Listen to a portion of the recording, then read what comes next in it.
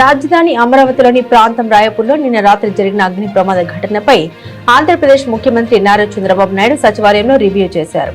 రాయపూర్లో HOD టవర్ల నిర్మాణం వద్ద mega సంస్థకు చెందిన ప్లాస్టిక్ పైపులు రాత్రి దగ్ధమైన ఘటనపై ప్రాథమిక సమాచారాన్ని ముఖ్యమంత్రికి అధికారులు వివరించారు. రాజధాని ప్రాంతంలో తరచూ అగ్ని ప్రమాదాలు జరగడంపై సీఎం అనుమానాలు వ్యక్తం చేశారు. ప్రమాదమా కుట్ర కోణం ఉందనే విషయంలో సమగ్ర విచారణ జరపాలని అధికారులకు సీఎం ఆదేశాలు జారీ చేశారు. ఇప్పటికే 3 ఘటనల్లో వివిధ కాంట్రాక్టు సంస్థలకు చెందిన నిర్మాణ సామగ్రి దగ్ధమైందని తెలిపారు.